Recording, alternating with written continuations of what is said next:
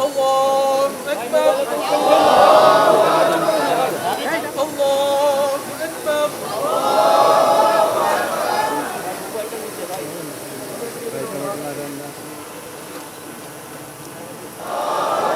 السلام عليكم ورحمة الله আল্লাহ এই বিশাল জুলুমের সময় রব্বুল আলামিন আপনার দরবারে হাত তুলেছে রব্বুল আলামিন।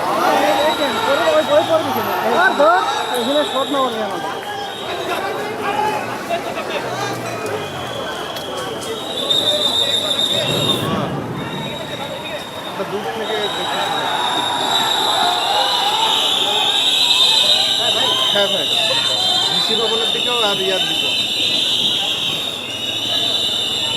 হ্যালো ভাই, না ভাই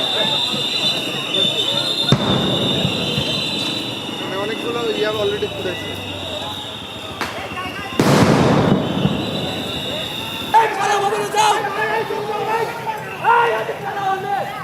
এমন কি একটা করেছি যেটা কারণে তারা এটা মেরেছে বলে কোন শৃঙ্খলা ছিল? আমরা তো জানাজা শেষ করে এখান থেকে বের হয়ে যাচ্ছিলাম, তারা আমাদেরকে মেরেছে, সাউন্ড গ্রেনেড মেরেছে, টিয়ারশেল মেরেছে। এগুলার কারণ কি?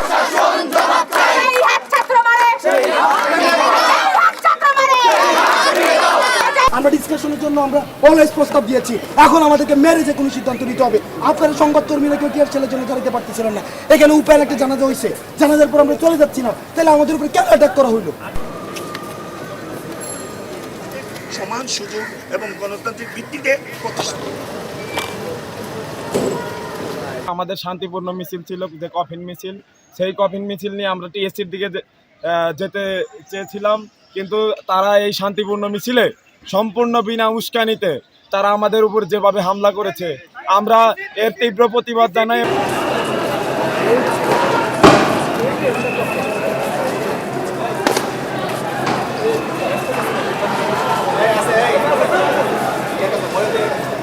এখানে যে ছবিগুলি সামাজিক যোগাযোগ মাধ্যমে কিন্তু এক ধরনের প্রোপাগান্ডা ক্যাম্পেইন কিন্তু চলছে। বিভিন্ন ধরনের তথ্য উপাত্ত আপনারা জানেন, বিভিন্ন দেশের বাইরে থেকে বিভিন্ন ধরনের তথ্য পাওয়া যাচ্ছে যেগুলো আসলে সত্য নয়, যেগুলো প্রথম থেকে মিথ্যা প্রচারণার মাধ্যমে বিভিন্ন ধরনের তথ্য প্রচার করা হয়েছে, যেগুলোর আদতে কোনো ধরনের সত্যতা পাওয়া যায়নি। এবং আমাদের পররাষ্ট্র মন্ত্রণালয় থেকে বিভিন্ন দপ্তর থেকে এর কিন্তু প্রতিবাদ জানানো হয়েছে।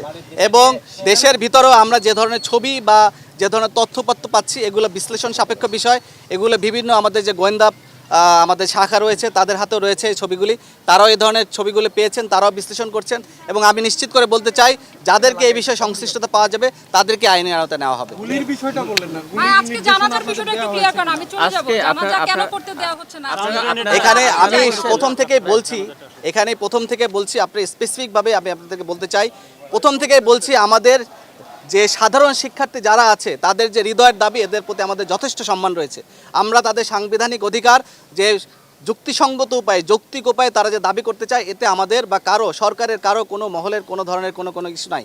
কিন্তু কেউ যদি এই সাংবিধানিক প্রক্রিয়ার মাধ্যমে কোনোভাবে অসাংবিধানিক কোনো প্রচেষ্টা বা উদ্দেশ্য হাসিলের জন্য কাজ করে, সেখানেই আমাদের সমস্যা। সেই ধরনের অরাজকতা করার জন্য বা সেই ধরনের উস্কানি দেওয়ার জন্য অনেক ধরনের মহল, অনেক ধরনের মদতদাতা রয়েছে। আমরা সবাই তাদেরকে চিহ্নিত করার জন্য চেষ্টা করছি। র্যাব, পুলিশ এবং অন্যান্য যে সকল সংস্থা আছে তারা সবাই একত্রভাবে কাজ করছি। যদি আমরা এ ধরনের কোনো ধরনের তথ্য পাই, অবশ্যই আমরা তাদেরকে আইনের আওতায় আনবো। যে সকল ঘটনা আমরা ঘটেছে এগুলো আমরা সবাই জানি, সেগুলো সবাই বিশ্লেষণ করছেন, ব্যাখ্যা করছেন, এবং আমরা এর সুষ্ঠু তদন্ত আমরাও দাবি করছি। আজকে দুইটা জানাজার কর্মসূচি একটু বলেন যে জানাজাটা আজকে কেন দেওয়া হচ্ছে না? যে রাজু ভাস্কর্যের ঢাকা বিশ্ববিদ্যালয়ের যারা সাধারণ শিক্ষার্থী আজকে এটা দাবির সিন্ডিকেট সভায়, ঢাকা ইউনিভার্সিটি সিন্ডিকেট সভায় যে ধরনের সিদ্ধান্ত গ্রহণ করা হয়েছে, আমরা আসলে তারই বাস্তবায়ন করছি। এখানে ঢাকা ইউনিভার্সিটির প্রশাসন তারা যেভাবে আমাদেরকে নির্দেশনা দিচ্ছেন, আমরা সেই নির্দেশনা অনুযায়ী কাজ করছি।